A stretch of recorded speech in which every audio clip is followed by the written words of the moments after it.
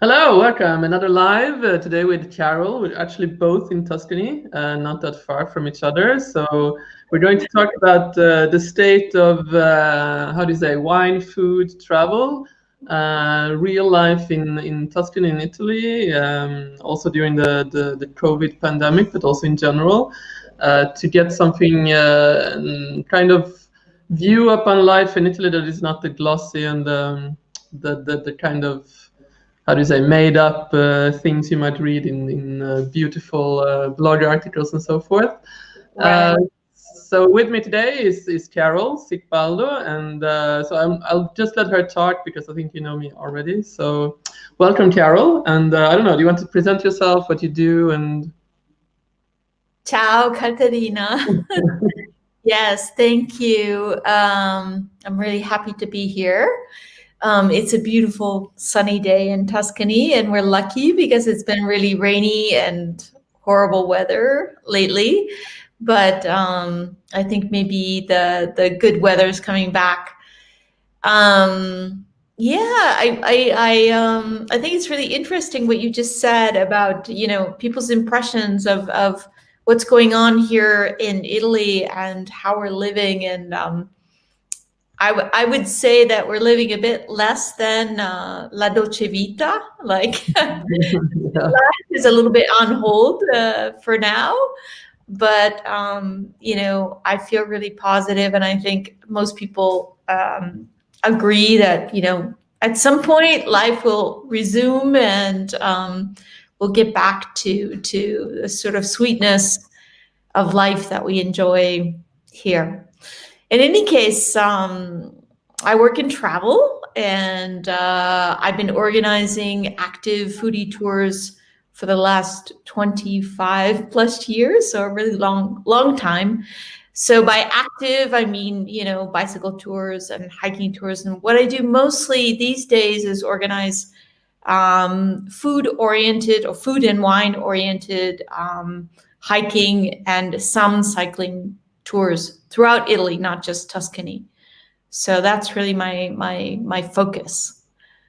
And of course, 2020 was kind of a wash. All my trips were either canceled or moved to 2021. So some of them have been confirmed and are still um, planning on going, in the summer and fall. But everything is kind of, very iffy. Like we just don't know what's going to happen. Right. I mean, I have confirmations and deposits, and things are looking positive, and everybody's really hopeful. But we just don't know from one day to the next. Politics are crazy in various parts of the world, and how they relate to COVID, etc., is all quite complicated. So, I mean, in a way, we're just getting through each day, right? We're kind of living day to day and hoping for the best. But I will say that I feel like being here in Italy, it's a nice place to be. When I look at what's going on in the rest of the world, in my own country, in America, at least I feel like here, probably because Italy is a smaller country, and people are generally, of course, I'm speaking in a general sense, very concerned, worried. They're very family oriented. So if they're living with, they have a nonna in their house, or grandparents, living close by or in the house, they're concerned about them. And so they don't want to go out and expose themselves. People wear the masks for the most part. Social Yeah. distancing is a little bit iffy from one place to the next, because Italians love to be sort of huddle and be together. And that's challenging, but I think most people wear masks and follow the protocol. I mean, I don't know. What are your thoughts? No, I think, I mean, there were, in the beginning, of course, for every country, it was a bit difficult, but I think now Italy is very good at it, and people are, in general, very kind of respectful, and using the masks, and trying to, I think perhaps now more than in other countries, that I think at least when I look at Scandinavia, I see, at least Sweden, which is where I come from, I see that they're still very reluctant to accept that the virus is actually a thing that is here. They have still huge problems, I think, and which is a bit strange because we're going on a year soon that it's here, and still they're kind of struggling with actually doing something more than just recommendations to people, which it's not that easy. I mean, unless you're in a more I wouldn't say autocratic or regime, but I think at least in Europe and then in the Occidentale, it's a bit harder to be this kind of law-abiding, to be controlled and to be. So I think Italy is doing pretty well here with that. So what would you say? Because we wanted to speak about, as we said, a bit. The real life in Italy, and also how to move forward. And of course, we all hope that that tourism, travel, and also for wine and food will restart. So, in your activity before, what would you say are the main differences? What the idea that, for example, an American or Canadian have when they come to Italy, compared to what they actually find? Where do you see the big issues there, or kind of problems also to explain to them when they come? Right now during COVID, or no, before. I mean, before in general. I was meaning when you organize a trip or when you have people coming. Right. Yes. Well, that's a really good question, because I think that just to use that phrase again, la dolce vita is a bit of I don't want to say that it's a farce, because I think that there are many aspects of life, as you know. I mean, I've been here 20 years. I'm going on 21 years. So there are many, many sweet aspects of living in Italy, and having raised two boys here as well, I feel very lucky to have kind of lived a kind of strange struggle and difficulty, and kind of living the kind of daily life here in Italy, and kind of with lack of funding, for example, to make the schools more beautiful, or even progress this sort of educational platform, or really lots of challenges on a social level that people who come to visit don't really experience, right? They think, oh, it's also beautiful, and we drink wine, and we eat wonderful food, and we just all hugging and kissing all the time. It's really a much different experience when you live here and you're very integrated into the society. So, for example, when people travel with me, I try to share as much as I can about some of the more, let's say, difficult or challenging aspects of living in Italy, because it's real life, and it challenges us as expats or foreigners, I think, on a daily level, but it also keeps you really alert, and it keeps your mind ticking and thinking. And I'm always learning new words, even though I've been speaking Italian forever. And people say, "Oh, you're fluent." Well, I'm fluent, but yes, I'm always learning new words and new terms, and there's always a challenge. And it really makes me feel motivated to wake up every day and know that there's always something to learn. And there's always some misunderstanding still after 20 years that I need to face, whether it's related to my kids or daily living or some bureaucratic messiness.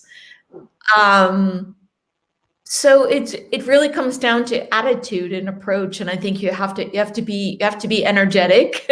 You have to have a certain passion or adoration for this culture and this place. Besides the sort of beauty and aesthetics that are around us, which can be compelling and beautiful and take your breath away. But then when you live here, it's, as I said, a different story. but I think that's interesting for today's traveler, because today's traveler is usually a bit more educated and is reading up and knows a bit more. And so they're not, they kind of know that it's not just all about the wine and the food and the sunshine and the olive trees and blah, blah, blah. They know that already, but they don't know the details of kind of life behind the scenes. So I think it's interesting to share, and important also to share with people coming to Italy. So I don't know if that answers your question. No, it was more like a general kind of thought because sometimes I don't do as much tours. I do it sometimes, as I already told you, when somebody wants to travel to some wineries with me. But I always had this puzzlement that, of course, I think that might also be, if I would still be living in Sweden, perhaps I might have the same kind of view, but like they come here and they have this huge plan of everything they're going to do because they think like, everything will just fit in 10-minute, slots or like 20-minute slots.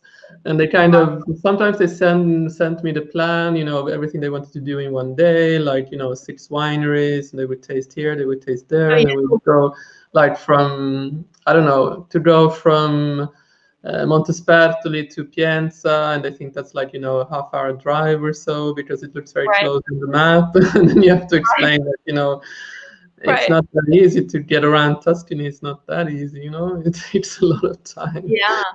Yeah.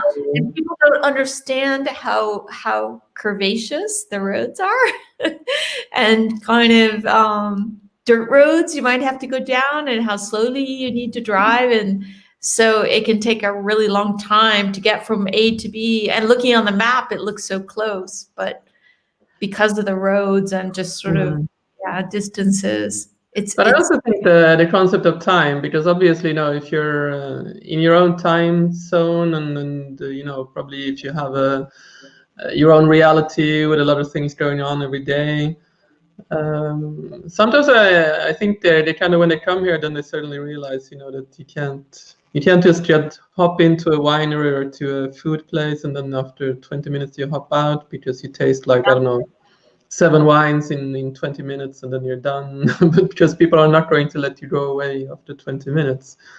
Exactly. Yes, this is a really good point, Katarina, because I think that also people don't get a sense, though they certainly can anticipate this thing, but there's something about an experience when you walk into a winery or any producer, whether he's making cheese, he or she is making cheese, or honey producer, or any kind of artisan or producer here in Italy. There's a certain amount of warm-up time, right? So you bring a group in and they start opening wine, and maybe they're really shy. Like there are lots of them that are actually quite people shy and or very humble, and and especially the producers that you're visiting, which are like really small wine producers. It takes a while for them to warm up, and maybe he or she hasn't even warmed up until like the third glass or the third taste of whatever. And then things start really happening. And so then you end up going a half hour over time or 45 minutes over time, or maybe even an hour over time, and you've got to get to your next tasting. And I feel like I'm always chasing the clock but a lot of these things you just can't time, because it's really it's human. It's a human interaction and connection, and you don't know what's going to happen, right? And a lot of it depends on the group, the questions that come up, or how open people are to really kind of stepping in and engaging. And then the producer, but the producer may or may not respond, and so there are all these human elements that are fascinating. And it's just, I think it's just life. And I don't know if this is really particular to Italy or not, because I've done I don't know either. work that I've done has been here. I've worked in several of, other countries in Europe, but not as much as I have in Italy. And I do find that this is something that's really particular to tastings. I don't know. Has that been your experience as well? Hello, Bianca. I don't know Bianca, but hello. Welcome for listening. I think time and space is probably something. There might be a difference between Northern Europe and Mediterranean Europe. I don't know. And probably also a difference between US but I don't know if there's also a difference between Northern and Southern North America. I don't know. Might be. But yeah, I think also from Scandinavia, Northern Europe, they're a bit more kind of time pressed. But then I think they kind of just get used to getting into the more easier time and space fairly quickly. But sometimes it was very curious to see how people sometimes can get stressed because it doesn't go fast enough, or they kind of just get totally into this kind of laid back, so it becomes too laid back, so you can't really get them to move on. So you get late everywhere. A little too relaxed. Yeah. I have a feeling that the internet and the advent of people just being so exposed to quick moving, Instagram, Facebook, Twitter, and we see we live this kind of virtual visual experience of things moving very quickly. And so we go out in the world and we expect things to happen kind of at the same tempo. Like, where's mama coming out with the big pasta and the right, just all their visuals that their preconceived notions of what should happen and kind of as a kind of stage or theater in front of them is not actually real life, right? No. So what's the most questions you get from people who wants to do a tour with you? I mean, what's the most common questions? What do they want to experience generally, and what do they want to know? Well, I think there's the whole gamut. Like a lot of really, oftentimes I get questions about my favorite parts of Italy and what places am I most impassioned about, or and my answer to that is always like the place I haven't been yet, which isn't. I covered all of Italy. There isn't really too many regions I haven't been to. Sorry, my cat is kind of walking around. But a lot of questions about daily life, just like the things we were talking about earlier, raising a family here, my deep connection to my relatives in Piedmont, because my grandparents immigrated from Piedmont and Tuscany to the United States, and I still have a lot of contact with family, especially in Piedmont. And so just kind of what that's like doing the reverse immigration. My grandfather immigrated to America, and unfortunately he passed away before he was able to share this experience of me doing the reverse immigration to Italy. And people are really interested, I think, in that, just what it's like, what daily life is like here. A lot of questions are about like the school systems and health, medical care. Just like the real nitty gritty of what it's like to live here, because I think what we're talking about here is like perceptions and mass media and even articles. I read articles all the time about Italy, and I get so tired of seeing like the same superficial sort of script all the time. I'm sure you see that too. But we've lived here a long time, and of course we have a very deep and profound experience in Italy that's way different than that sort of superficial place. But it's tiring that there isn't a bit more depth, I guess. So curious people, of course, have questions about daily life and what it's like to really be here and integrated. No, that's the same for me. I think that they want to know everything from daily life to culture, politics. I don't know. It feels like you have to be kind of knowing a lot of stuff about everything. True. A few times I took people around, I was just like, oh, I don't know. Yeah, it's really true. I mean, I personally am not impassioned by politics, but I find that I really have to kind of stay on top of things and follow it. Not only because I want to be aware of what's going Yeah. on, but also I know people are going to ask me questions, and yeah, Yeah. it's an interesting share though, because as I said before, I think people should know the kind of rough edges of Italy too. It's not just all sunshine and sunflowers and there is a rougher edge to it, right? Yeah, I'm sure you would Yeah. agree. But I also think like to know that people actually do work here. I mean, at least with some of my Scandinavian friends, they seem to think like people don't work here. We just go, to the bar, coffee bar in the morning, and then, I go home to work a bit, and then I kind of do nothing again. And I think sometimes they get shocked when I would tell them, how much people actually do work here, because often, they have much longer hours than a Swedish person would have, because Sweden has kind of been very regulated with hours of work. So unless you're like an entrepreneur or something, you have your own business, it's generally you wouldn't work that long hours. So Right. But this is also related to like the hours. If you're a shopkeeper, you work from whatever it is, 8:30, 9 a.m. until 12:30, 1 o'clock, depending on the region. And then you go home for 3 hours and then you reopen in the afternoon and work until 7:30, 8 o'clock at night. That's a long day. That's like a really long day if you have a job. Or and then of course larger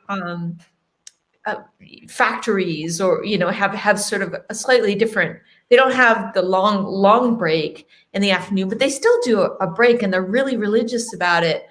And I think this is something I don't know if when or this is ever going to change in Italy, but it's very it's very strong yeah. in the Italian mentality. They don't seem to really let go of that. But then as a result of that, they have these very, very long days. Yeah, no, that's true. So there was a comment from Bianca who says, yeah, I agree with you about the superficial idea that is usually heard about Italy. And I can add and say that for too many people outside of Italy stops in Tuscany. Yeah, that's true. And with a brief glances of Amalfi and Sorrento. Yeah, I mean, there's very few people who has any perception about, for example, Calabria or I mean Puglia now, yes, but still they only mainly know like I don't know Salento or Brindisi, Monopoli or something like that because they're the trendy places.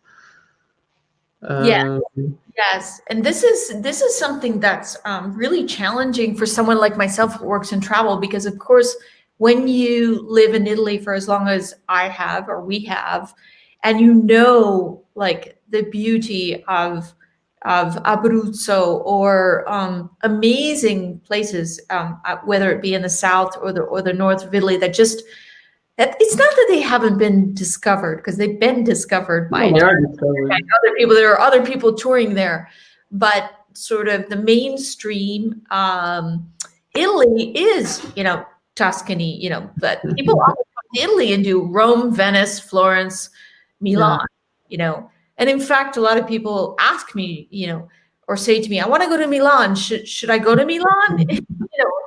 And my answer is always quite complicated, because it's sort of like, well, it depends on what you're interested in. And but it's very true that Italy has this reputation for being, like they're the one stops. Like these are the places you need to go. And Tuscany would be one of them, not just Florence, but Chianti. Chianti is amazingly beautiful, but there are so many other parts of Tuscany even that are a little bit more remote, a little bit more, let's say, bona fide. or I hate to use the word authentic because everybody overuses it, but a little bit more real. I mean, even where I live here in the Val d'Arno, just south of Florence, it's working class. People are making a living here. There's a little bit of tourism, but not much, and it's kind of real life Italy. But it's probably not first on somebody's list to come to the Val d'Arno. No, Valdarno is still, I mean, people know about it, but I don't think that many goes there because they don't think there's anything there, but there are nice things, also Casentino. So Tina Mori is another friend who is also a wine professional, so she says she likes the reality and the excellent discussion. Yeah. And Bianca says she's in Irpinia. Yes, Irpinia is still a bit undiscovered. Absolutely. Taurasi is like a beautiful place, and I think it could be so much more than it is. It has this fantastic kind of castle in the center of Taurasi, and Alianico is a fantastic grape, but still there is a bit of work to do to get Irpinia on the map, but I think it's doable. Yeah, hardly anyone knows where we are. That's true. Very true. And the other thing that's important to bring up is that certain regions have more financing in terms of how they can promote their territory or region. And so a lot of money goes into promoting Chianti and the Val d'Orcia or what have you, simply because they have more funding. And I don't know how this works politically. I don't know all the nitty-gritty details behind how all that works, but it's a shame because some of these wines in the south of Italy, like near Avellino, are amazing. Amazing wines, as you know. And it's just it's difficult. Yeah. Yeah, I think also many travelers want to visit the more known regions, the places that they have heard about. So, I mean, the few tours I did, I realized that people want to see what they already have heard about, and it takes a bit, not for everyone, but for some it takes a bit to convince them that there are other places too. But I think it's coming more and more that people are more curious. So yeah. And this is really interesting because we can tie this into COVID, because I think that people are going to be more and more interested in visiting places where there are less people. And there are a lot of people in Chianti in the summertime, and maybe this will open up the hearts and minds of people to explore beyond places like Chianti. Not to take away from Chianti, it's beautiful, but there are many beautiful areas in Italy, and just as valid. What I always find, like organizing tours and taking people around Italy, it's always been a bit of a challenge to say, hey, let's visit this unknown corner, or let's go to Umbria in this little pocket where they're doing amazing things. People are less convinced if they haven't read an article in some famous magazine or newspaper, or their friends aren't talking about it. They're a little bit less on board if there hasn't been a lot of press, or it's not known, unless they really trust you. And so it really kind of comes down to that, right? Establishing trust and having your people or your followers trust you to know that you're going to take them to experience something amazing, and that they'll never forget, and they're not going to experience in Chianti, just because you're not going to experience that in Chianti, but you may experience it somewhere else in Italy where things are, again, maybe you're not going to stay in a 5-star hotel or a spa or what have you, but you'll have a really unique and beautiful experience. That's just my opinion.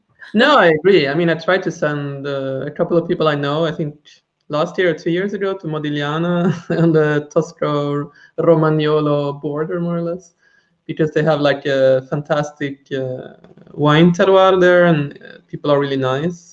There's not that much to see, but still it's like historical ground, both for the Mussolini and the border between Tuscany and Romagna. But I don't think, and then you can take this kind of old train, the Via Fantina.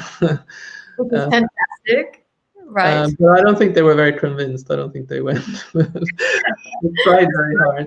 And over the Apennines, that's incredible, right? So I think somebody rang my door. So I will let you do the talking for a while, and I'll just go and open up. Okay, I just noticed a message from Bianca, but I can't access the chat.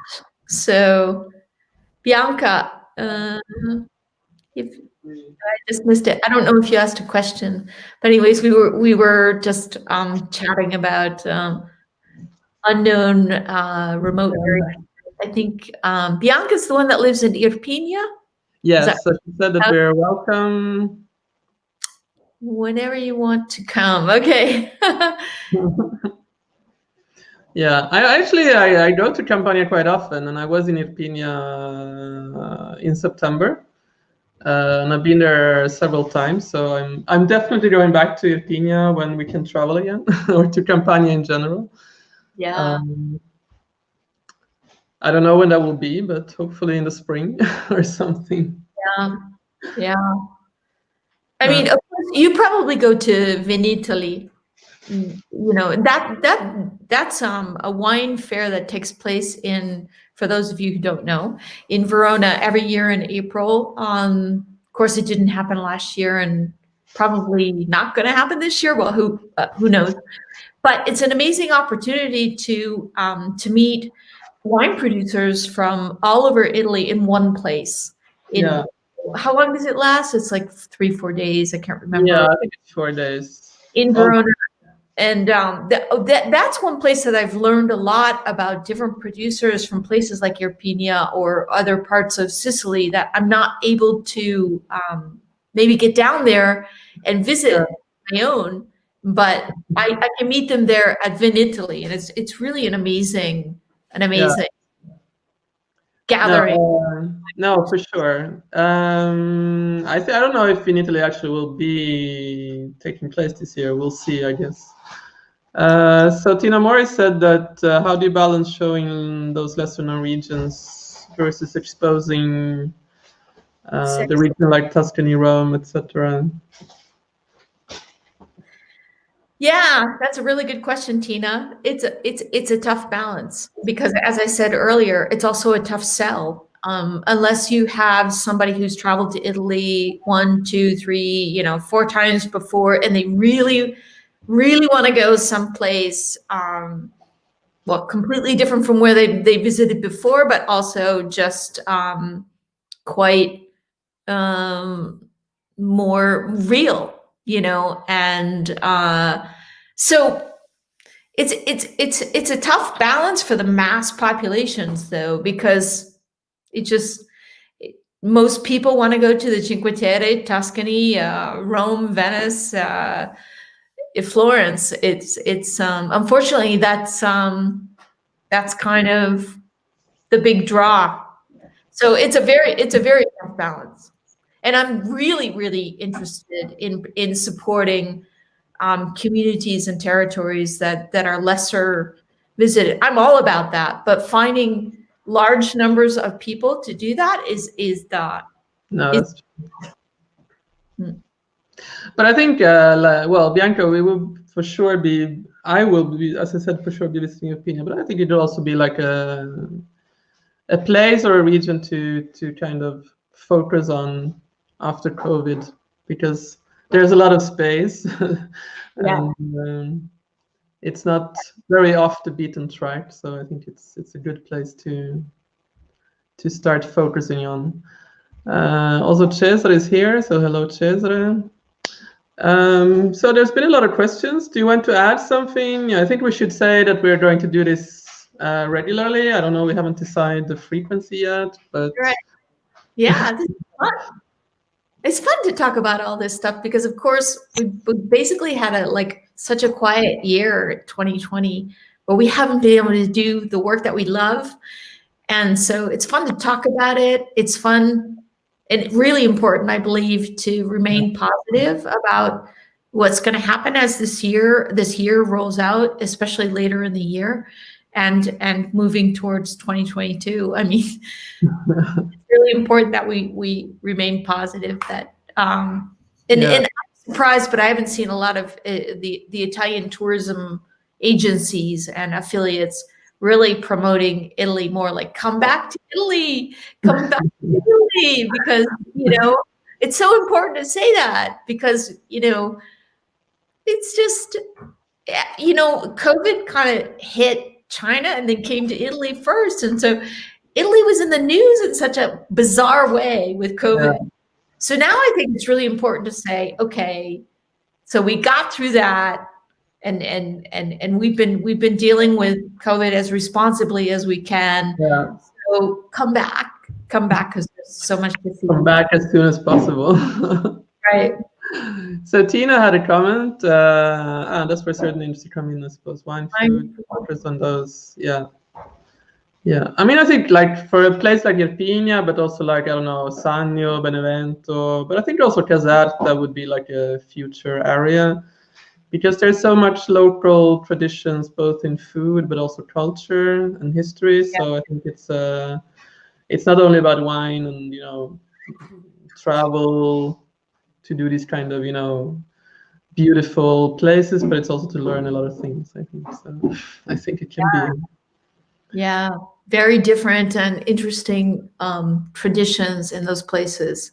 Yeah, very, very different from, central or northern Italy. Yeah, for sure. So I don't know if there's no more questions. Do you think we should? I think we're going to think about a bit how we will do this. But I think at least I don't know if every week, but at least every 2 weeks. I don't know. We'll decide on perhaps also any input is good to see what the people prefer most about the frequency, and I think we will also figure out a more outline of what we were going to talk about. So right.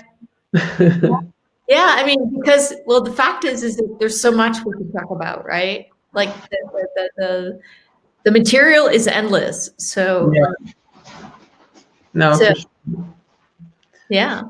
Anything you want to add, Carol? Anything you think we should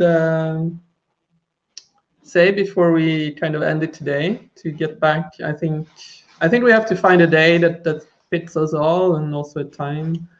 Right. Right. A time that's good when people are typically maybe on their computers, and maybe a time that works in other time zones as well, not just Italian time zones or Europe in general, maybe. Yeah. But yeah, I think these conversations are fun, because I come from a kind of tourism background, and wine and wine marketing and working with small producers. I think we have a lot to talk about. So yeah. Excited. Yeah, I think also definitely to let people to jump in and say their thoughts, because we can actually be quite many people in the talk. So sure. In the future live streams, if anybody wants to jump in, you can do that without any problems. So yeah, I think we did it earlier today because I actually have an aperitivo at 6:30, so I can't miss that. Yeah. And, so I think we're open for any suggestions, and then we'll let you know as soon as we've decided on a time, a day, more or less. And also some topics, and I think like Tina, Bianca, anyone who wants to come with any suggestions, you can feel free to do so, and then we'll see how it will evolve. I'm super excited about these future discussions, and I'll be posting them in my Facebook once I get all this down, like how this all works, because I'm not used to doing this, but I'm really excited, and especially the participation from other people. I love that local people are talking about, like, hey, how can we make this change? Like, how can we balance out this whole imbalance of like everybody going to the same places all the time? Like, I would love to understand better how to change that. So I think these are really interesting discussions. Yeah. And I think also now is the moment. I mean, when we're going to get out of this, hopefully in the summer. I mean, that's the moment to change, no? To, Yeah. as you said before, choose other places that are a bit more, a bit different, a bit less full of people. Yeah, absolutely. Okay, so have a great Saturday, everyone. Also you, Carol, and I don't know. See you next Saturday or any other day that we will decide, but we'll let you know on all these our Facebook pages, so you can just check it out. And okay, there's another question. Where do your tourists come from usually? The people that I'm working with are mostly either American, North American, so Canadians, Americans, Australians, and a bit of Europe as well, mostly English people from England. So, yeah. Yeah. No, but definitely interesting questions. So thank you everyone again. Bianca, Tina, Cesare, Marco, I think was also here. A lot of people. And have a nice Saturday and stay on, Carol, for a while so we can chat behind. And Kitty. Okay. so see you all next week. And Yeah. anything you want to add? No, that's it for today. Okay, John is here too.